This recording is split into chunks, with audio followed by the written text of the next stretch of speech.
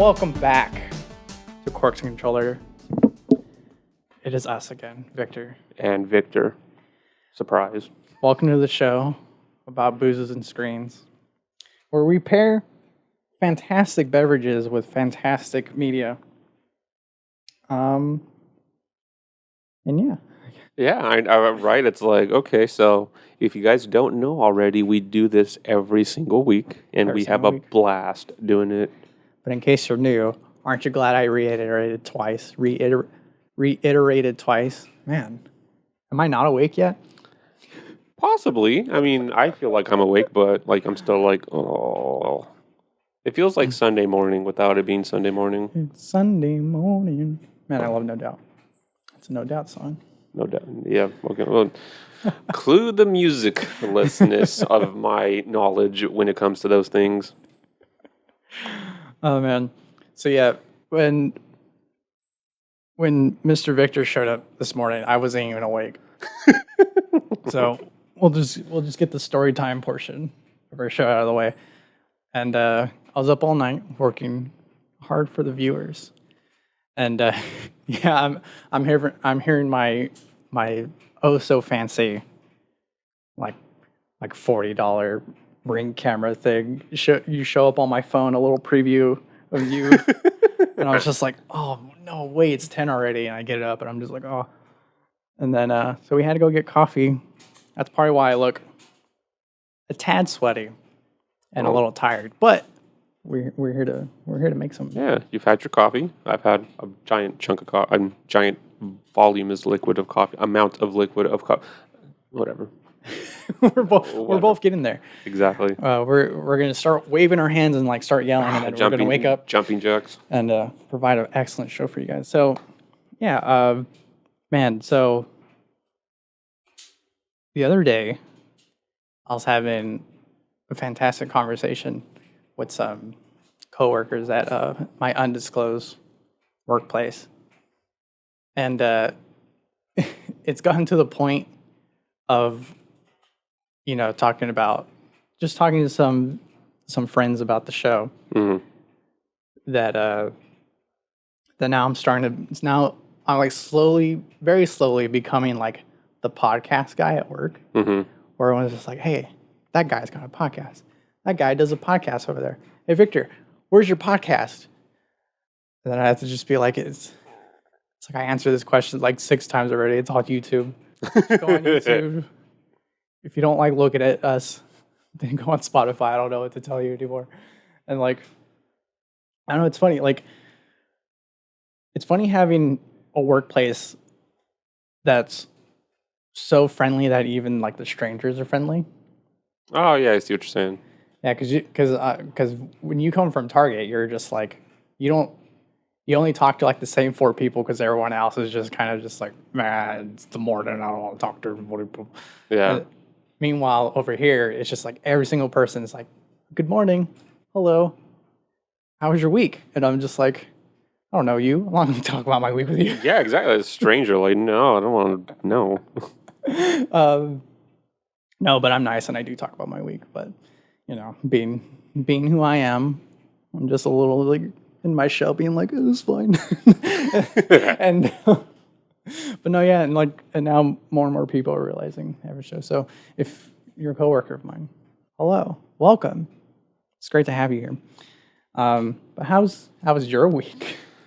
Oh Lord! So at my undisclosed job, we already got an intern, and then we're in the process of getting a few more. Oh. So my job is a little stressful. This past week it's been a little bit more so because we've been working. The best analogy I could give you is imagine going back to your junior or senior year of high school, right? Mm-hmm. Let's go to senior year actually because there's a big deadline you got to meet, something called graduation. So one that I did not meet. What? No. You didn't graduate high school? That's a different story. Put the shocked Pikachu face here. What? What? I'm going to overlay it over your face. I'm like, what? But anywho, okay, so let's go back to that analogy there. So you got finals coming up, right?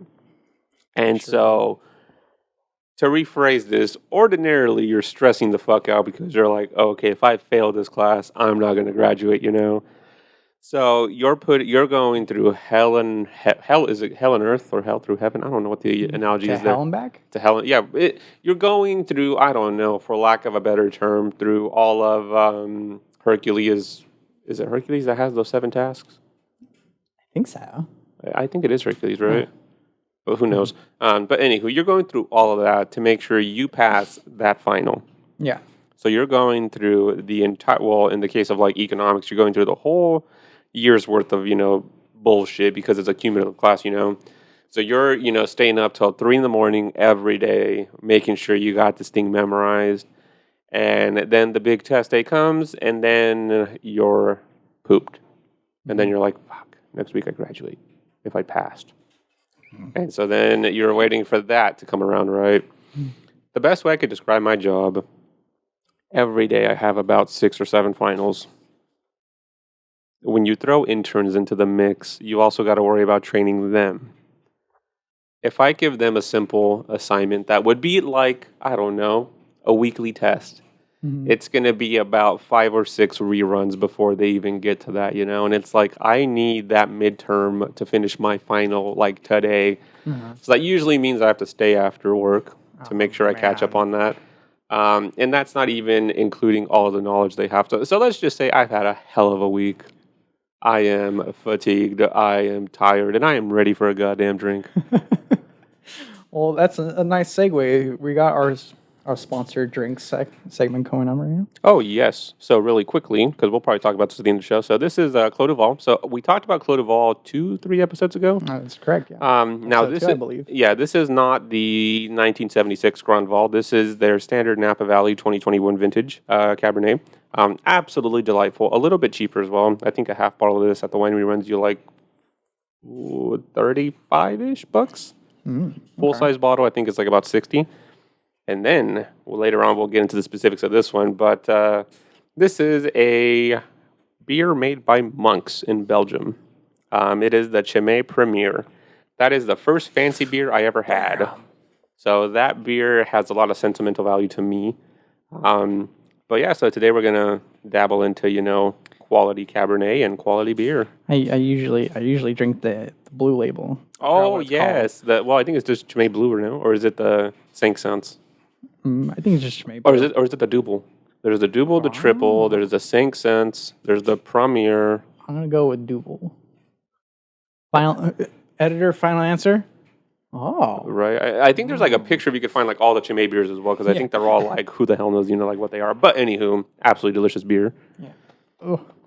Oh, I'm sure I have one in here. Beer opener? Yes, the bar is handy. The bar is handy. Victor, is that a real bar? Yes, it is. It came from a bar. Anyways, I'm just bragging. No need to brag. I mean, yes, please brag. It's a beautiful little bar. All right. So, I'll grab it. Yes, I was going to say, I don't know if I'm forbidden from touching that glass. I saw some lettering on it, and I'm like... Oh, I see what you mean. Well, that's why it's facing the other way. Keen undisclosed former coworkers might recognize this glass. Yes. But for everyone else, look at the color on that. They don't know what's happening. Oh my god! It smells like a baguette with like malt and caramel. All right. This is my favorite glass I have. It's the Arrogant Bastard that I miss drinking. I mean, I know it's still available, but I see it way less nowadays. Aww. I think it's just a matter of distributing.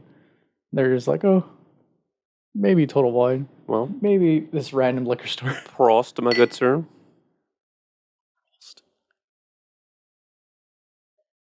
So it smells very complex. It smells like malty, fruity, bready, plummy, raisiny.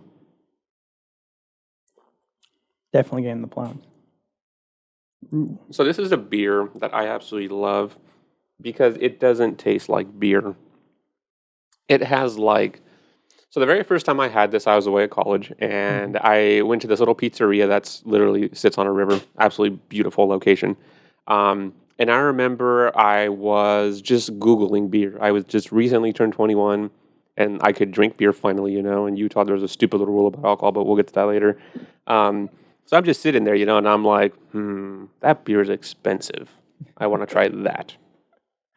And at that point, I was drinking mostly. My favorite breweries are Sierra Nevada, Wasatch Brewing, and Squatters Brewing. So Squatters, Wasatch, and Squatters and Wasatch, they're based in Utah. So shout out to the Utah breweries. Please send me beer or cheese. Beehive Cheese Company, I'm looking at you. Send us cheese. But anywho, so I had only really been drinking, those two kind of beers for the most part, anything from them. When I tasted this beer, I just remember thinking, holy, that word. And I Googled what this beer was, and quite literally, it is holy. So it is made by Cistercian monks, I believe, in Belgium. Oh, no, Trappist monks in Belgium. And they've been making this same kind of beer for, I think, hundreds of years, maybe. Wow. The cool thing about this is that these little monasteries have, if you look at that little tiny square, it tells you right there it's a Trappist beer. So they have breweries all over the world. So I think England has a few, Belgium has a few. I think there's one in Massachusetts here in the States. So pretty much the story goes that these monks make this beer to support their monastery. Mm-hmm. So I don't know if they grow their own little malts and whatnot, but I know they make the beer, they have the priest bless it or whatever, and they only make a limited amount of it every single year, just enough to pretty much keep the monastery running. Yeah. So this beer can be hard to find at times, depending on the time of the year. But yeah, so I remember when I was learning about this beer, I'm like, wow, beer's so much more than just pounding down a beverage to just get drunk. Yeah. And I remember thinking the whole, holy fuck, and I'm like, oh my God, it's sacrilege. It's a Catholic beer, and I just said the word holy. Yeah, so. Oh, man. Demonetized. But yeah, now was it delicious with the pizza? Damn right it was. Oh, I bet. God damn, I kind of want it. We have a frozen pizza. I'm going to dig into that bad boy this weekend. I was going to say, you got a little bit of beer there left, All right. Sick. So, man, what? I'm forgetting how my own show goes. So, let's start with, what is a video game or media that you recently viewed or engaged in that I could pair a beverage with? Well, here's the thing. I've gotten a lovely comment from a mutual friend of ours, Alex Juarez. Oh, yes! And his comment says, go hard on the anime, bro. It doesn't literally say that, but I know the way he speaks. And yeah, and I'm pretty sure last episode that's coming out, well, at the time of this recording, it's coming out next week. I'm pretty sure I did talk about anime. I'm pretty sure. Yeah, because you paired a sake with it. Right. Well, there's an episode after that. I don't know. Forget it. God, he's had a rough week, man. It's not even that early anymore. It's just whatever. Anyways. But yeah, I think I'm gonna give you an anime. Alrighty, tell me about this anime. Okay. So one I'm fairly excited about, despite the fact that I only watched 4 episodes, and I think there's 7 episodes out now. So I'm a little behind, but it doesn't mean that the first couple episodes do not come out with a bang. Mm-hmm. The anime I'm going to talk about today is Zom 100. Zom 100, as in zombies. Yeah, ZOM 100. Halloween is another approximately 30-ish something days. No, 60-ish something days, right? Mm-hmm. It's coming up. Now, what made me excited about this anime, first of all, when I was looking at it, I was like, oh, this art style looks like another anime called My Hero Academia. I love that anime. I don't care how mid the internet thinks it is. I don't care. I watched all the stupid, slow, small episodes. I forgot what they call them. They're not shorts? Oh, they have an actual term? Oh, yeah. Would you like to phone a friend? Heather. There we go. Not around. Not? I think she's getting ready for work. God, what the heck are they called? Oh, there she is. I'm losing. What is it called when anime has dumb episodes? It's filler. God damn it, it's filler. Dude, my brain is so off. I cannot do this podcast today. I'm telling you, it's decaf coffee they gave us, man. So I watched all the filler episodes, all the dumb side bull crap that I don't care. I like it. Okay, that was my point. I'm sorry. I'll get back to the thing. So the art looks like My Hero Academia, but it's from a new studio. So I'm thinking like, oh, so it probably has like a bunch of veteran anime producers that made a whole new studio. This is the first thing that they're doing. Like that happens all the time in industries. You know, you get tired of your workplace, you go make a new one. Yeah. Especially when you're. And so yeah, so that was exciting. And then when I realized that they were doing, because I didn't know what Zom 100.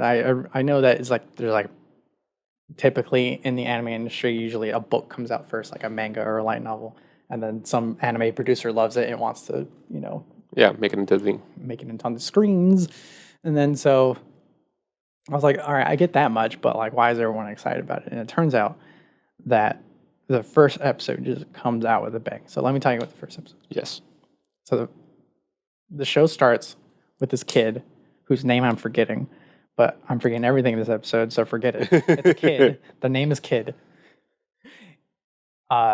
He goes into the production industry. I think they're also making animes, but whatever. Maybe they're making a movie. But he goes in excited because he's just like, oh man, my first real job in production industry. I'm so excited. This is great. And then immediately abusive workplace environment where like they're working him into the grind, long hours, barely any sleep, doesn't have time really to eat, or doesn't really even have time to go home, have a full night's rest, and then come back. So he sleeps under his desk sometimes. Like all the abusive things that you think of. His crush, who is like the only light in his life, is getting like sexually harassed by the boss and stuff like that. So it was just like all sorts of all the worst things you can think about. This is episode 1. This is episode 1, and that's how hard it goes. And then it finally just beats him down to the point where he's just like, wow, like I don't know life outside of this. I don't know how to quit. I really want to quit, but I just wish the world disappeared one day. And then it turns out it does, because there's a zombie apocalypse that breaks out. And one day he wakes up to his alarm being like, fuck, I gotta go back to work. And then he goes outside and he doesn't realize that everyone's gone and missing. And he doesn't really think about it. He's like, it's kind of weird how quiet it is. And all of a sudden he sees his first zombie, and he's just like, that's weird. That person looks kind of sick and whatever. And then they start chasing him down, and he's like, oh my God, and gets all scared, and he starts running away. And then he starts putting together the pieces.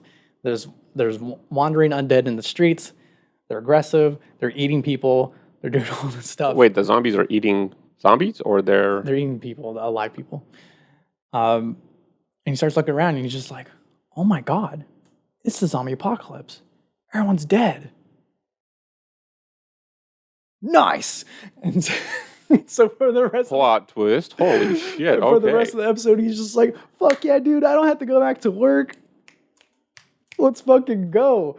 And so he gets all excited. And he's like, "Wow, this is amazing! I'm free from the shackles of my horrible workplace. I'm gonna do everything I always wanted to do that I never got to because I just never had the time." Mm-hmm. So he creates this list because the full title of the anime is like Zom 100, the bucket list of the undead or something like that. Mm-hmm. And it's because he makes a list called 100 things to do before I turn into a zombie. And he just starts making a bucket list where he's just like, oh, I want to go back to the beach, or like I want to hit on a lady in a bar. Or like all this silly shit. Uh-huh. And then every episode is just him just knocking out a few other things. And there's a lot of anime zaniness that goes to it. Like the second episode is all about like he finds another survivor, and of course because it's anime, it's a cute girl. But not the original girl. Not the original girl, no. Watch the rest of episode 1 to figure out what happened in there. And he's like, oh, cool. And then so one episode is just about to be like, it's like, I gotta figure out what that, because like the girl's like super badass. She knows the zombie apocalypse. She trains and works out, and like maps, terrains, and like all this stuff. Like she's super savvy, and so she's just like, hey, don't talk to me, don't slow me down. You don't know how to do risk assessments. And so he starts obsessing about it. He's like, oh, I'm gonna learn what a risk assessment is, and like all stuff. It's a whole thing. It's so funny. I have a few questions. Let's see if you can answer them. This is my beef with Harry Potter is how practical is this show, like this Zombie 100? Because I'm thinking, okay, if everyone, not everyone, but the majority of the people he knows are zombies, how is he getting around town? He's walking around town, or is he on a bike? Is he in a car? First episode, he spends walking around. That's what the girl kind of gets mad about. He's just like, you're just walking everywhere. Are there cars available to use? There are cars available to use. Most of them are broken down, as the zombie apocalypse would teach you. Well, how does a car just break down out of nowhere? Well, maybe the tires go out. Maybe because I'm thinking someone crashed it. You have a car, but like gas stations, I'm assuming, if you want to go put gas in there, they're either, you need money for that. If he doesn't have a job, how's he going to make money to buy the gas? But just jump over the register, hit some buttons. I'm sure. Well, so there's that, but then it's like, how is he eating? Where does he get food from? He goes to the local convenience store, breaks the window, gets in there. Yeah, but then like the food's going to expire. But I guess that's the premise of the show, right? Is how long is this guy going to make it in this? Oh yeah. Humanless, well, not humanless, but zombie apocalypse kind of thing. Yeah, there's always plot holes in zombies. It's kind of like with Harry Potter. Like, did you ever see anybody try to take a shower aside from Harry himself? No. Right? What the hell? Again, my beef, like the practicality isn't there. Why have I never thought of that? Also, according to Nicole, we can't talk about Harry Potter. Well, this is my beef with Harry Potter, so I think we can cake on, like the things that just don't seem practical. Okay. Like, here's a NSFW question as well. You got to imagine these kids are sleeping with each other, right? In Harry Potter, right? Maybe towards the end. Well, yeah, I mean, it's like, they're little kids when the movie first started. Well, yeah, like I'm thinking like, 5th, 6th movie kind of thing. Like these kids, I'm pretty sure like snogging. Like what were those two kids doing in the bush that Professor Snape caught them and he's like skedaddle and then they just run out, like they don't shower. They apparently don't have relations with each other, which I'm pretty sure, if you go to any kind of college or university like that, things going on. When's the last time you watched these movies? Oh my God, years ago maybe? Oh my God, I watched it last year and I have no idea what you're talking about. It's more fresh in my mind and I'm just well, like, what? I think it's just like in my brain, I'm thinking, this isn't practical. Like, what's going on here? Like, how do they get haircuts? Like, do you just like wave the wand and say, haircut up or I don't know, something like that? Is that how they take showers? Oh, dude, I wish. The amount of money I'd save on haircuts. Right. But anywho, that's aside from the question. So yeah, that was when you were talking about the zombie thing, I'm like, the practicality. Oh yeah. How does that work? Well, first of all, it's a zombie apocalypse and it's anime, so they just throw all that out the window. So to pair a beverage with that. Oh man, I tell you one more thing. Yes. I blew right past it. I didn't mean to. So when you think zombie apocalypse stuff like The Walking Dead or like whatever Night of the Living Dead, whatever pop culture you want to go with, you're thinking of like bleak, dark color palettes or like greens and browns and like whatever. Like this show's like the complete opposite. It's very bright. It's very blue. And if anything, instead of blood, instead of everything just being like red, it looks like a paintball match. There's like all the blood is like reds and blues and yellows and greens. What? And like, oh yeah, I'll show you imagery. And like it's just, in fact, I'll show you right now because I'm probably help you with your parents stuff. But like, yeah, it's just the most colorful show you've ever seen, and it's all comedy. Like there are dark parts where it's just like they make friends with other survivors, but they don't make the night. They don't make it to the end of the night, and they like watch them get eaten. Like it gets really dark, but it's mostly a comedy that's really bright. So let me show you some stuff. Yeah, here we go. So yeah, Zom 100 Bucket List of the Dead. Is the name of the show. And yeah, this poster is actually perfect. This is what the show looks like. The zombies are pigs? No. I'm sure they're just drawn weird. It's a style. Wow, this is very paintballish for sure. So people bleed neon blue and fuchsia? Yeah. Wow, okay. So that definitely changes the dynamic. So this is about gore, but it's comedy and it's colorful. Mm-hmm. So 3 common characteristics there. So you got color palette. You got abuse. That's covered, though, in comedy. Mm-hmm. Damn. Okay, so in my head, I'm thinking right now, what beverage do I know at its core is abuse? But when you're drinking it, you're thinking, oh, this is so pretty, so colorful. But at the same time, it makes you, crave more of it. Huh. Damn, I gotta go with this one. You're gonna die of laughter at this. My ode to the famous Negroni. So, a Negroni is a cocktail made with gin, vermouth, and a little thing called Campari. Mm-hmm. So, do you have a bottle of Campari here? I don't think you do you? No. So, a Negroni is made with 3 parts, like I just said. So, the gin, you can use pretty much whatever you want to use.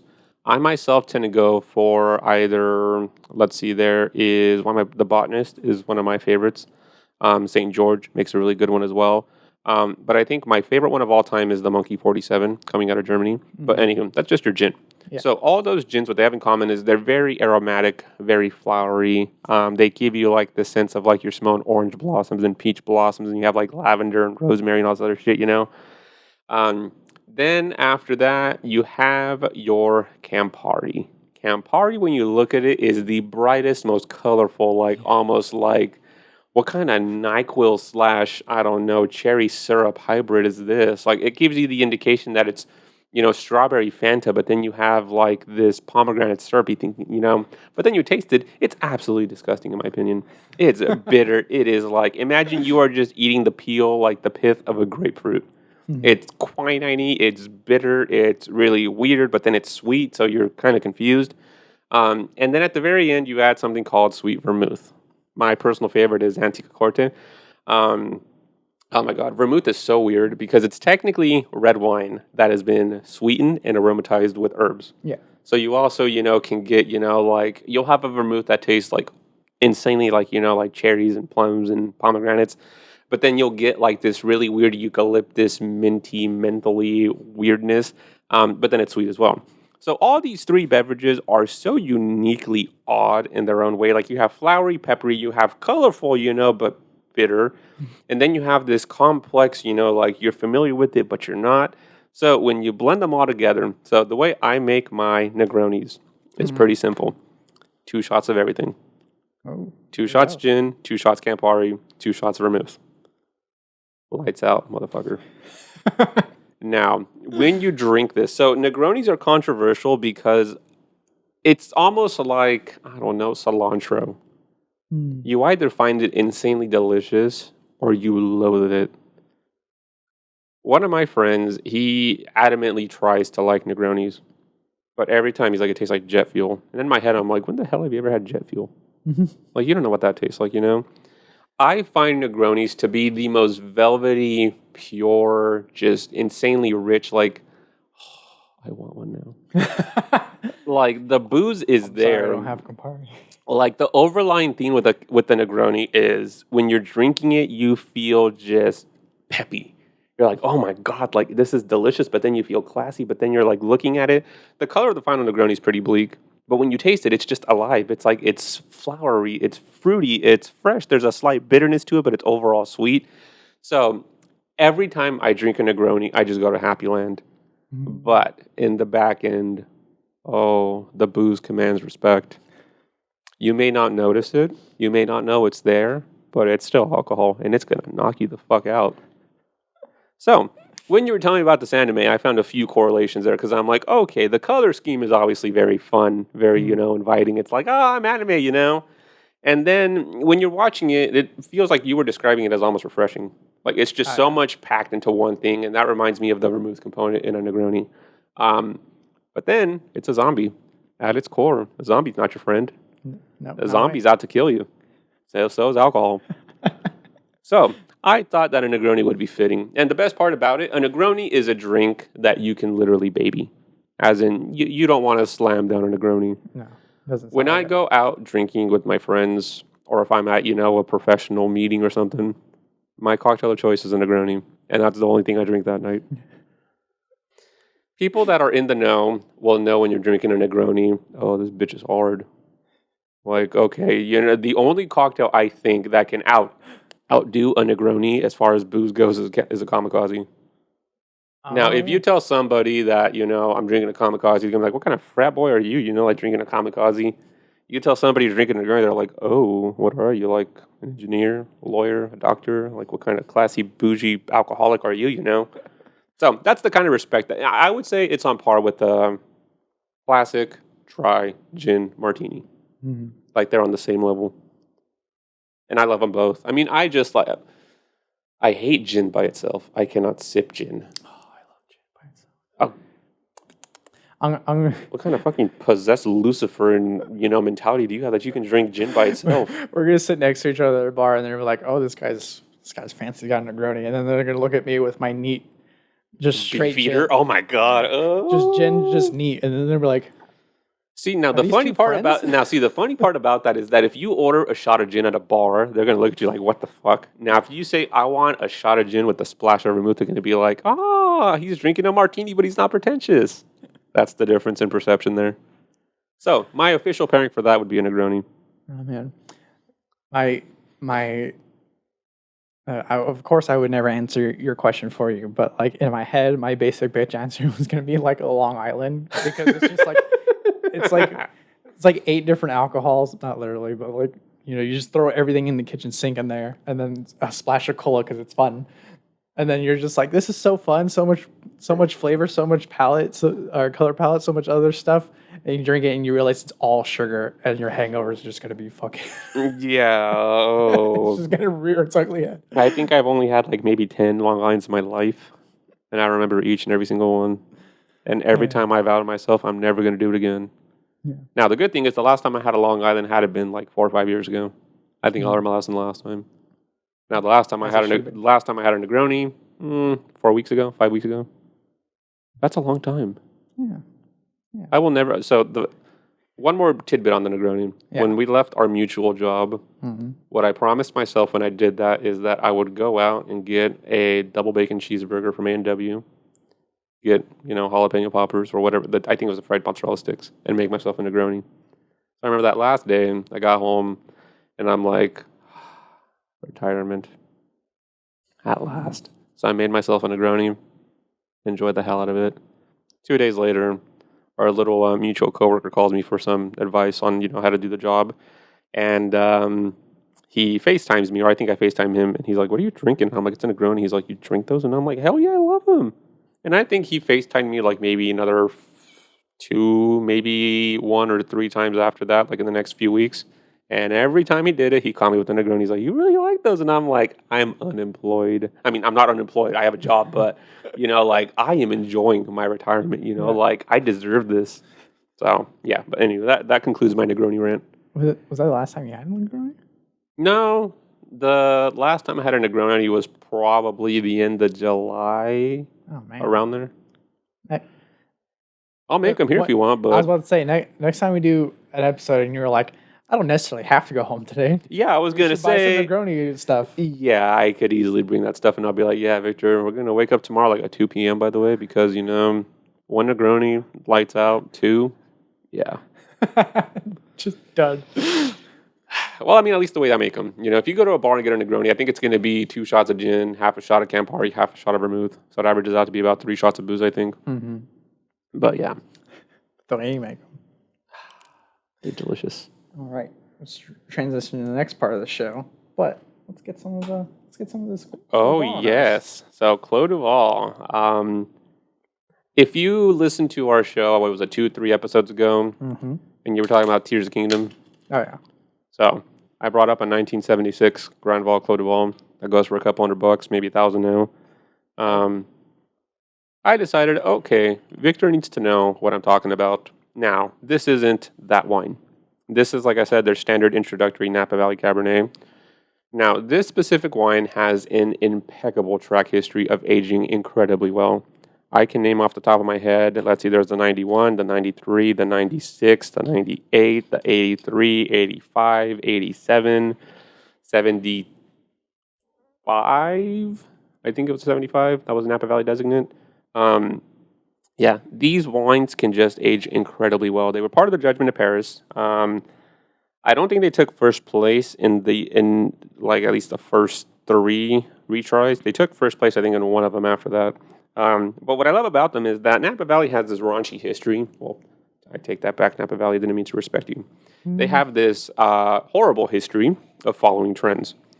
So a lot of Napa Valley wineries, starting in the late 90s, early 2000s, decided to hop on Mr. Robert Parker's appendage in between his legs to get high scores from him. So pretty much if you made a boozy, super syrupy, style of wine, chances are he's going to give you 100 points. You get 100 points, people think it's perfect, you got a rabid following, boom, your wine skyrockets in sales, goes more expensive, whatever. Clos du Val was one of those wineries that never really did that. So when, other wineries were changing their recipes, like, I don't want to say Silver Oak, but Silver Oak, Camus, those guys. While they were seeing record sales, poor Clos du Val was kind of like left in the dust. Oh. So, yeah, Clos du Val didn't really get much respect. People would say that these wines are watery, that they're insipid, that they're flabby. They're not really flavorful. The trade-off, though, is that at least now, maybe late 2010s, early 2020s now, they've been vindicated. Those wines from the 90s are tasting incredibly delicious. Early 2000s, incredibly delicious. If you put a Cabernet from, let's say, 1998, let's say Camus, Napa Valley, versus a 1998 Clos du Val, it's not even a competition. That Camus is going to be beyond raisin syrup. So, without going too much into this, to make an age-worthy wine for reds, you need a few ingredients. You need high acid, high tannin, high levels of flavor / extraction. If you're missing one of those things, your wine is not going to age well. Most importantly, though, high acid and high tannin are like requirements. Like, you can kind of get by maybe not making the most flavorful wine that will age well, but if you don't have high acid or high tannin, your wine is not going to live. It's just not. So, with a quality Cabernet, if your wine is made to taste great when it's first released, like I'm again looking at Camus, it's going to taste delicious. It's going to be low acid, low tannin, really fruity, flavorful, rich, velvety, whatever. But after about 4 or 5 years, there's nothing left because the tannins and the acid protect the flavors pretty much. That's a really rough, analysis of that, but that's pretty much how it works. So, with Clos du Val in the 90s, their wines when they were first released were incredibly acidic, incredibly bitter, very dry, but they had structure and flavor. That's how the French make them. So obviously in the 90s, wine critics were like, ugh, this is gross. Like, this doesn't deserve, 92 points at all. It's like an 86-point wine, But now, 20, 30 years later, these wines are silk bombs. I mean, they're massively velvety, very fragrant, super rich, but it just takes 20, 30 years to get there.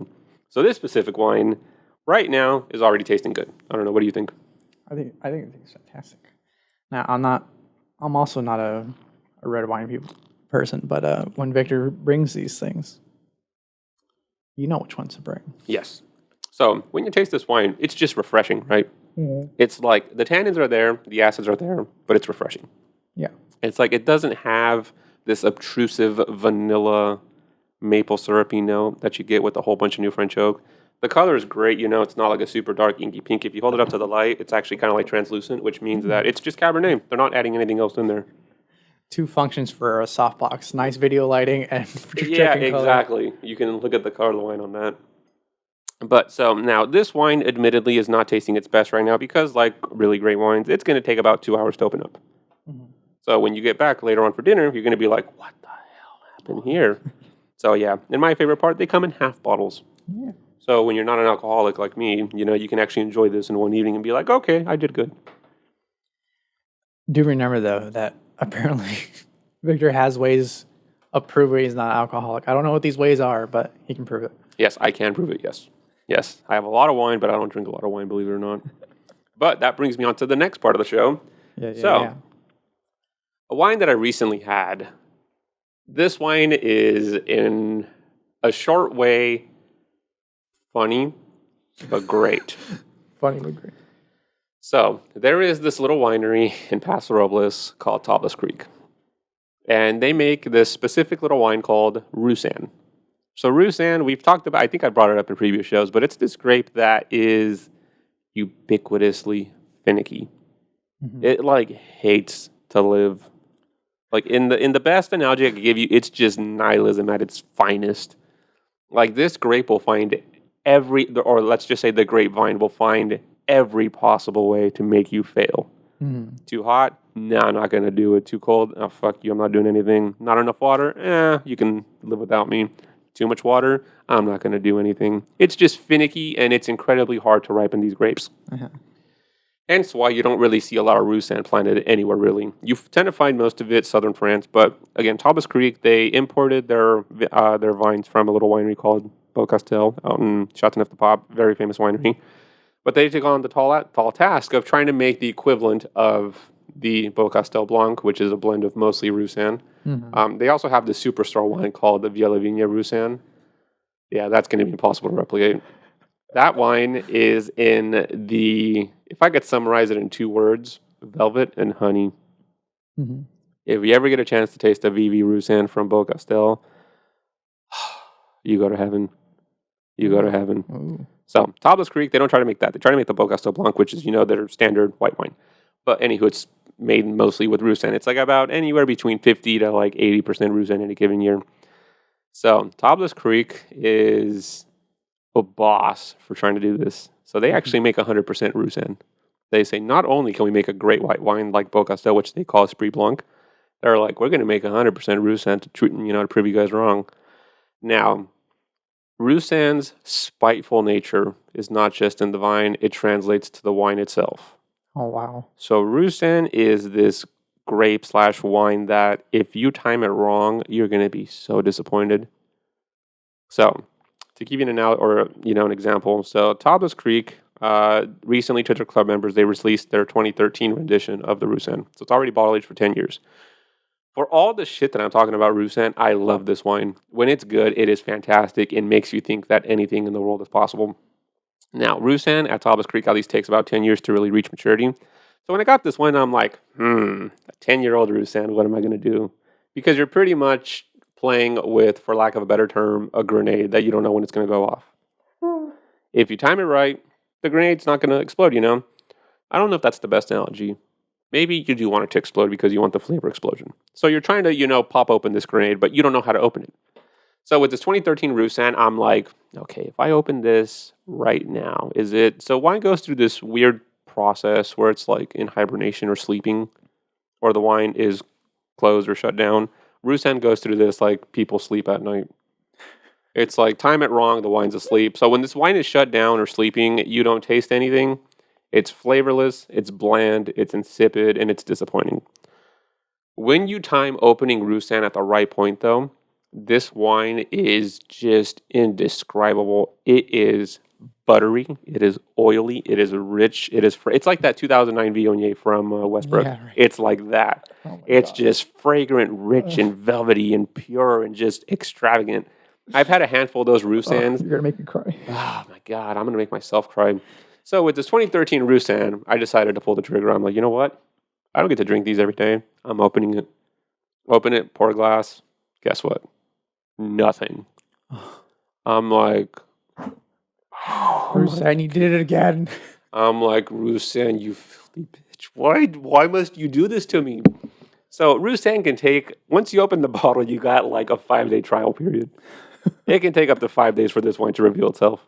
Now, again, if you miss that time window, so Roussanne is just that bitch. So you can open this wine, right? Unless you have, 120 hours a week to dedicate to studying this wine. Yeah. So let's say it's day 2 and it's tasting, a little bit better than it was when you first opened it. You're like, okay, maybe it needs a couple more hours. And now you're tasting it every, hour or so while you're at home because you got to sleep as well. You got a job. Mm-hmm. So you're tasting it. You're like, it's tasting pretty good. And then let's say you're getting up on the 4th day and you're up at 6:30 and you're like, well, let's see what's going on. And you're like, holy fucking shit. This is tasting fantastic. And you're like, it only took you, 3 days and 16 hours to get here? And now you got to go to work. I was about to say, now you got to go to work. Now you got to go to work. and you're like, fuck, you got two options. You call off of work, have wine with the most fantastic meal at 7 a.m. on a Thursday, or you go to work and you come back and find that wine is gone. Wow. There's a slight chance it might wake up again before the fifth day, but by the fifth day, there's this thing called acetic acid that turns wine into vinegar. Mm-hmm. So by the fifth day, it's pronounced dead. So this is the wild thing about Roussanne. So with this 2013 Roussanne that I opened, I purposely opened it at 10 a.m. on a weekend because I said, motherfucker, I'm opening you first thing Saturday and going to explore Sunday and maybe call out of work Monday to hope that I catch you at the right time. So thankfully, it only took about 8 hours. Oh. So I was tasting it every 30 minutes because I'm like, I'll be damned if I miss this tasting window. So I opened it up at 10 a.m.-ish, I think. And by like about 6:15, 6:30-ish, I was like, ooh, who's this juicy little pineapple? And at that point, strike. I'm like, okay, I got a roast chicken ready. You got potatoes in the microwave. I got, some cauliflower that I roasted. God, and the time to cooking, too. Oh, this was already pre-made, by the way. I had this shit ready because I've been burned by Roussanne. Can you see my anger? I've been fucked over by Roussanne so many goddamn times. I thought you were going to be like, okay, this 30-minute taste, it's going somewhere. I better start cooking. But yes, so I had everything ready. So I'm like, okay, I'm, like running about. I'm like, okay, fuck. Like, okay, if it took, this long, it should be open for about this many hours, before it starts turning. So then I sit down, I have a drink, and it's better. So I had one of the best meals of my life with this wine. This wine was just pineapples and guavas and apricots and mangoes and lychees. It was waxy, oily. Almost reminded me of what a sheep smells like, but then it tastes like chamomile. It's weird. It's wonky. So my challenge to you, do you have a movie or video game or anime where you just had to put faith that this thing was going to get better after you've been burned multiple times by other similar styles of this media, be it a movie, a video game.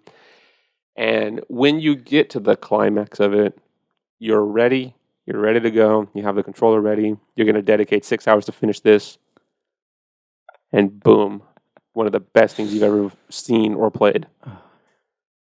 But the highlight here is that for the first few times you played this or watched this, you're like, this is bullshit. I'm wasting my time. It's not worth doing. I could be doing other things. I could be drinking, the equivalent, a French Syrah. Well, actually, no, French Syrah can be tricky too. Let's say a Gamay or a Beaujolais. Those things always taste great. I could be having fun with that. Okay. But instead, I'm willing to invest my time to make sure that, or to have faith that you're not going to disappoint me. You're traumatized. Roussanne for you. So I have a meme answer and I have a real answer. Let's start with a meme answer. But if I may, before I get to any of that, I do have a legitimate question. Yes. You're waiting for this thing to open up 30 minutes at a time, sometimes days at a time. Are you decanting this thing or are you closing the bottle or are you leaving the bottle open? I opened the bottle. So this is, again, if you want to play with grenades again, you could decant your wine, but decanting, you're going to expose your wine to so much more oxygen that your window is significantly shorter. Okay. Versus if you just open the cork and pour very gently to not get so much air in there, you're better off that way because then you can see the slow evolution versus, a decanter for Roussanne, unless you know what you're doing, and I've been doing this for years and I still don't know what the fuck I'm doing with Roussanne. I mean, you are playing with fire. So you're putting the cork back. I'm putting the cork back, not even laying on its side because I'm like, okay, I know that if I keep it standing up, only this much air is exposed versus if I lay it down, holy fucking shit, all that air is touching the wine. Yeah. Unless the winemaker himself or herself or themselves gave you explicit directions to decant for a certain amount of time, you're winging it. And again, other grapes like Cabernet and Malbec, Merlot, they're not this complicated. Yeah. Well, I mean, Cabernet can be, but it's the most complicated grapes on this planet. Okay, let's start with this. The simplest one is Riesling. Riesling will always love you. Yeah. Riesling, it doesn't give a shit, about closing or shutting down. It's no. Come to me. I'll give you a hug. I will love you. I will show you the love you need. Maybe to you, that is Tears of Kingdom, where you know what you're going to walk into. You're going to just feel loved. You're like, oh my God, I have this. Now, this bitch known as Roussanne, Chenin Blanc, and the red equivalent, Nebbiolo. These grapes, haunt me constantly. Constantly, Victor. And yet, how many bottles of them have you bought? Far too many to count. Far too many. And same thing with bitch-ass Pinot Noir. Oh, my God. Especially the French. Burgundies, man, you can spend $400 on a bottle of wine if you don't time that correctly. But yeah, let's go with the media here. What do you think? Okay, so my meme answer is an anime. It's called Naruto. You knew one of these days, you fuckers, I was gonna pull out Naruto, and I'm gonna do it early because, disclaimer: these are my personal opinions about Naruto, which is why it's the meme answer. Okay, so Naruto starts out with the story about a boy who wants to become the fucking Lord Master of the village because he was raised chastised by the village because he has a demon monster inside of him. This is the guy with the whiskers, right? Yeah.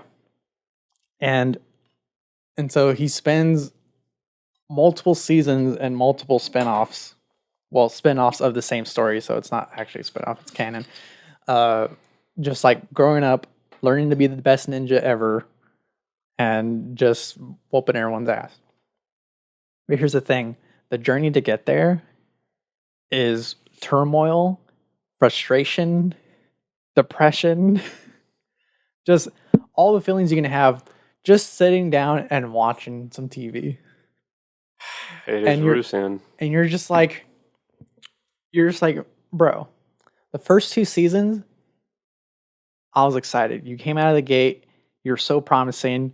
You're promising like all like these flavors and tannins and all the equivalency that your grape's giving you. Like you're promising me action, you're promising me some drama, you're promising me some like bonded friendships for life and stuff like that. And all of a sudden, when the going gets and I'm fully invested, you fall off a cliff, and you start having these filler episodes that have nothing to do with anything, and you start having actual seasons that also do nothing for you, and you're just like, okay, well, I mean, I'm getting frustrated, I'm getting fed up. I guess I'm just gonna have to like come back to it later. So you spend, this is when I'm gonna start getting personal.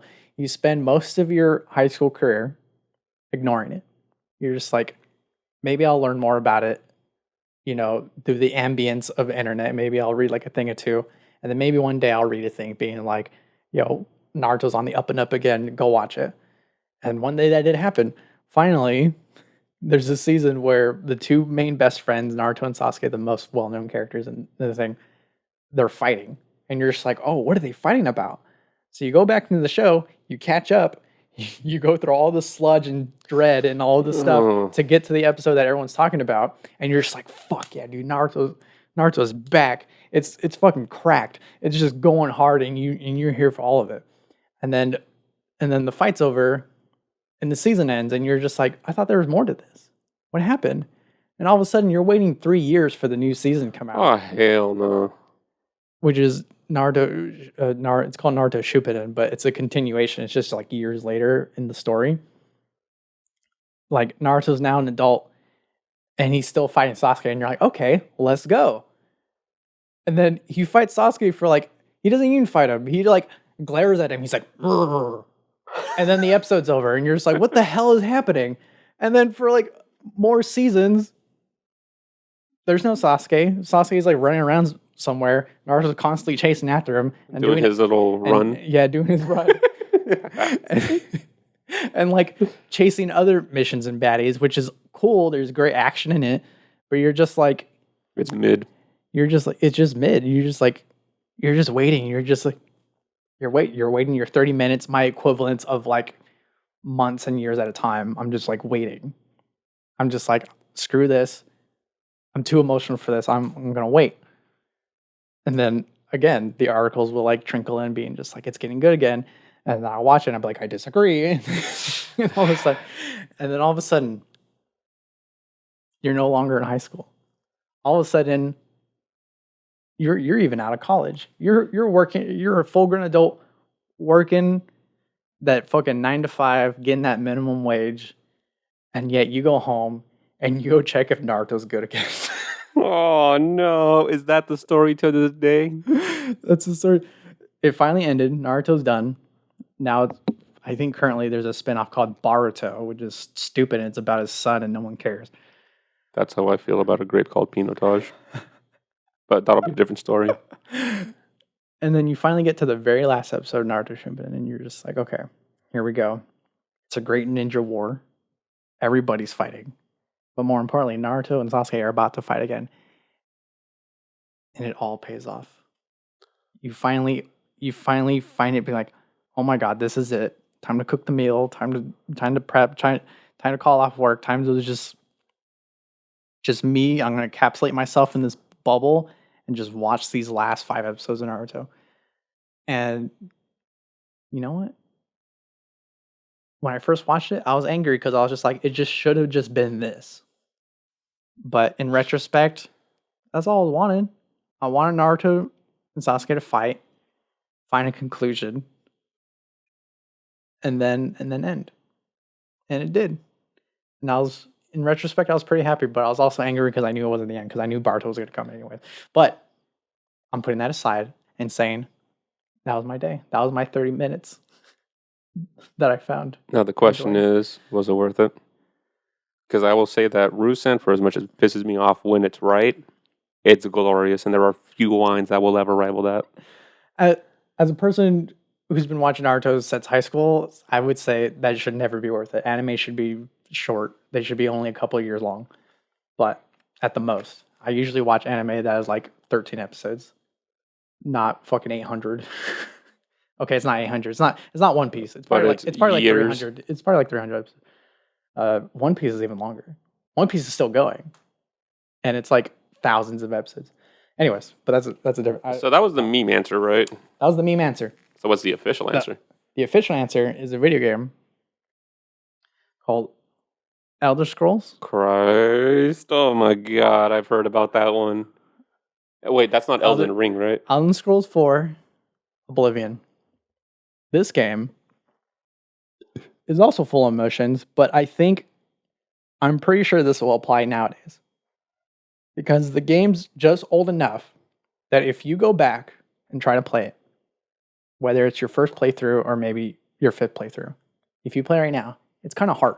Because mechanically, everything's a little old.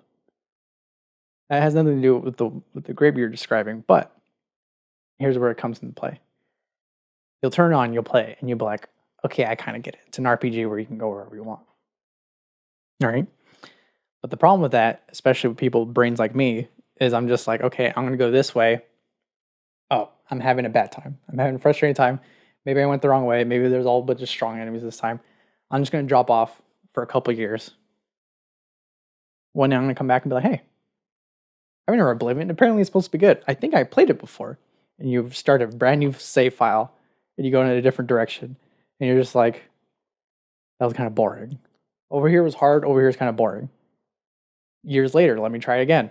This way, oh, it's kind of fun, but I'm not sure I understand the stat system.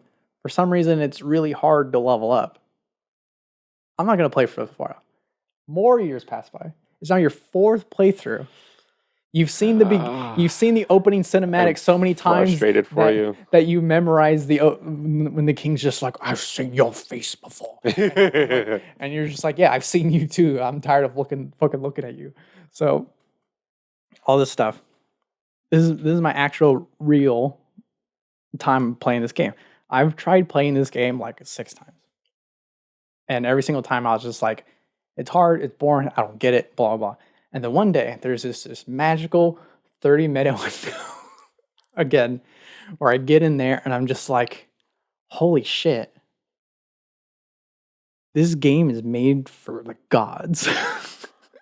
You had that epiphany, the revelation. I hit that one string of mission where I was just like, oh my god, small side missions matter, the big main mission matter, going off the beaten path matters.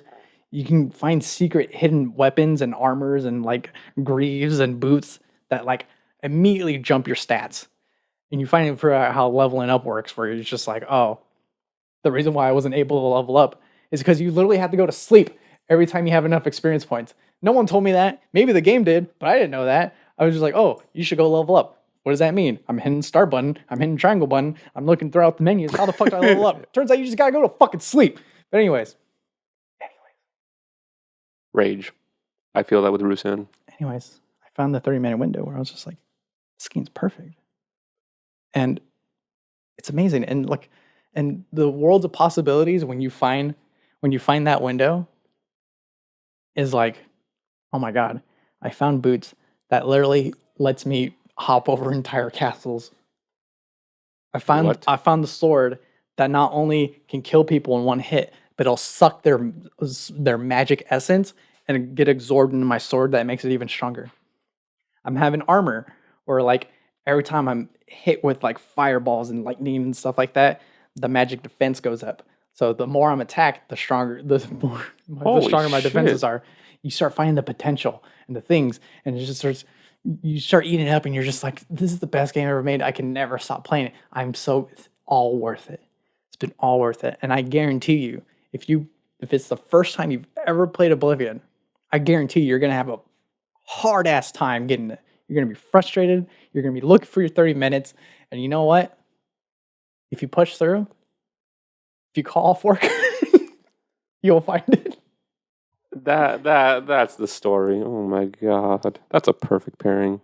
I know. Get yourself a bottle of Roussanne, and I'm almost guaranteeing that the times that those 30 minutes for Elder Scrolls Oblivion roll up and when the Roussanne is opened up will never line up because the universe hates you. Yeah. But it's still worth the shot because there's a chance that, you get that 30-minute window, your Roussanne is tasting amazing. Hell, why shoot heroin when you can have that experience? I mean, it's just, serotonin and oxytocin. Like, oh my God, I'm going to explode from so much joy. And aesthetically, it works too because it's a classic fantasy game. Oh, there's lizards, there's minotaurs, there's orcs, and there's also red wine and meads till the end of time. Oh yeah, so, Roussanne's been around for a long time too. I'm sure the winemakers and farmers of the Oblivion world are also having tough time with their red wines because they're constantly getting attacked by fucking aphids and fucking orcs. So I felt that one in my soul, Victor. Oh my God. A video game that finally puts into words and images the pain that is Roussanne. Can you imagine in real life, you're managing a vineyard and gets attacked by orcs and thieves and raiders? You're constantly having to pull out your magical sword and kill everyone just to make some wine. So there, in the region of Barolo in Italy, there are what are known as cingale, which are pretty much wild boars. Mm-hmm. A little herd of them can decimate your vineyard. And the worst part is, they do it. They'll eat your grapes, they'll eat the little stems, and your harvest is ruined. Damn. Now, the grape growers in Barolo, they get back because they've actually found that, hey, cingale actually tastes really good in pasta. So they'll make them into sauce. So it's a war being waged, over grapes and boars pretty much. And, wild boar pasta, that's a thing in Italy. You can attack my vineyard, but I'm also hungry. Yeah, it's like, okay, my grapes are giving you flavor. Put it that way, like you find the essence of Barolo wines in these cingale, and then you just, slice truffles over their flesh, and boom, there you go. There you go. Quintessential Piedmontese dish. All right. What an excellent episode. Oh, time's up already? I think so. I'm pretty sure. That's so sad. Time is up. Damn. So we don't want it to be, but it is. Yeah, I mean, look at that. We were saying that we were sleepy and shit, and we start talking about deep-seated hatred towards things that actually ended up being great. Look at that. Woke us right up. Yeah. But let's top off this episode with a nice cherry. Before the cameras were rolling, I was agonizing over the release date of the PlayStation 4. Now, the reason why it was agonizing to me is because the PlayStation 4 was the very first console I ever bought with my own hard-earned American US dollars. And so it meant a lot to me as a lover of video games, having all these hand-me-down consoles to just provide one of my own and be like, yes. So I'm pretty sure that me not knowing the date is blasphemy for my own timeline and my own main character's storyline. So My guess, I was guessing the whole time, and Victor looked it up for me and said, "You want me to tell you?" And I said, "Not yet. I'll get it." So here's my official guess, and you're going to tell me if I'm wrong or not. I think the release date. I'm scared. I think the release date for the PlayStation 4 was November 16, 2016. No. It was in the year 2013. I didn't get the month and the date, though, but I just know when I looked it up, it's at 2013. It's okay. I still can't remember the name of the wine in your closet. Oh, I'm sad. Oh, sad ending to the show. See, that's what I thought too. I was like, it can't be 2016 because I feel like You were saying 2014, and you were really, really close.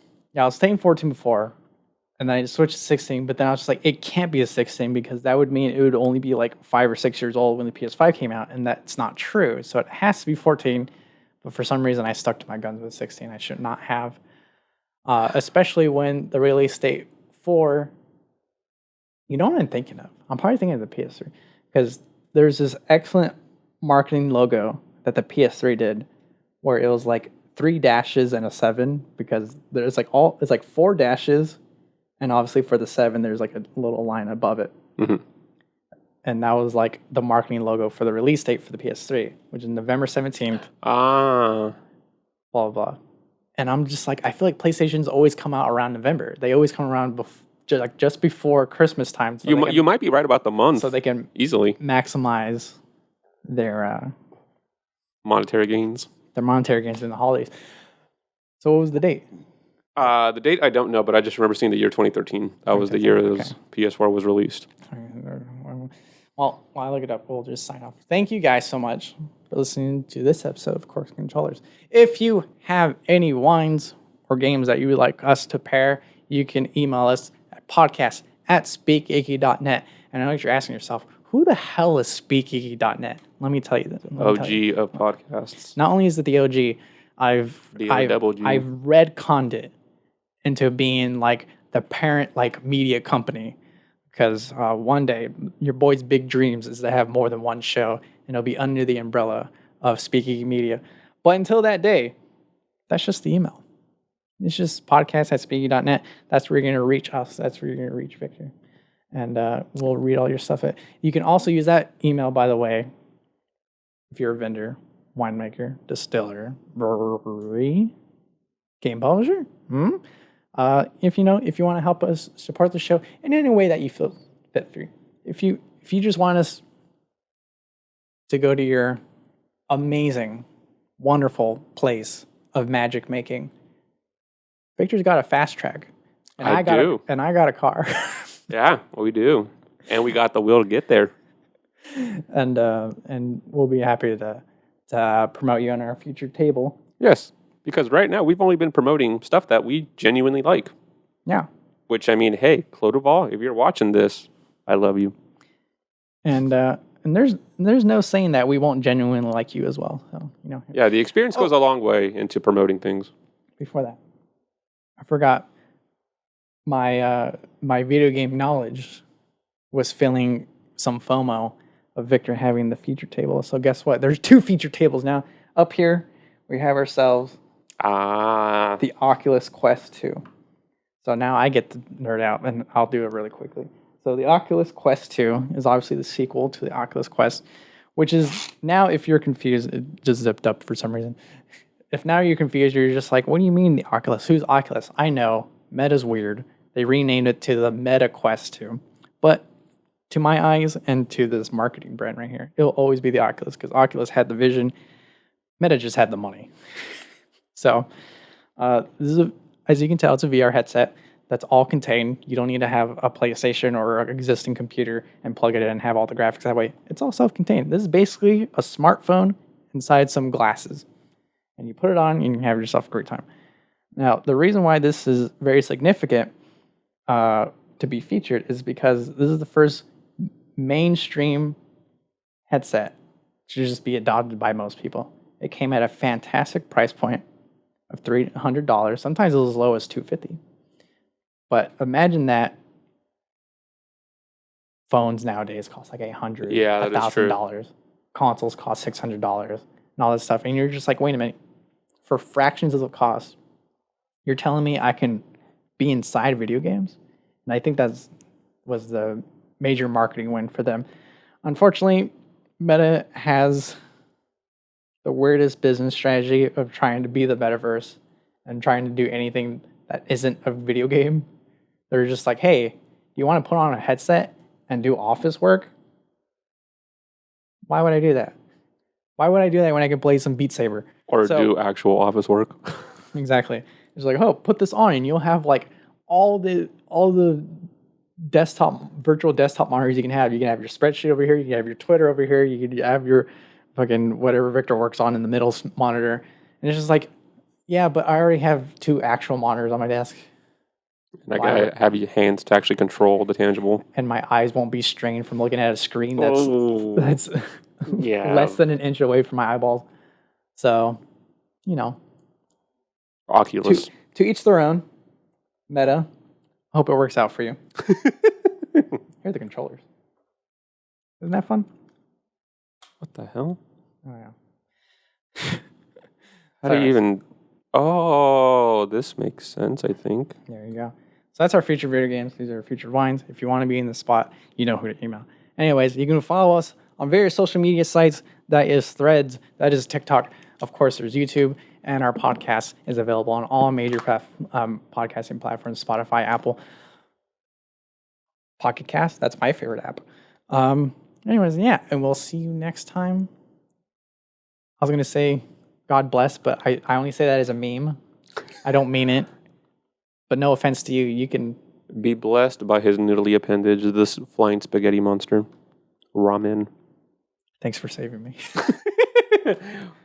Bye-bye. And our spaghetti friend we trust. Bye-bye.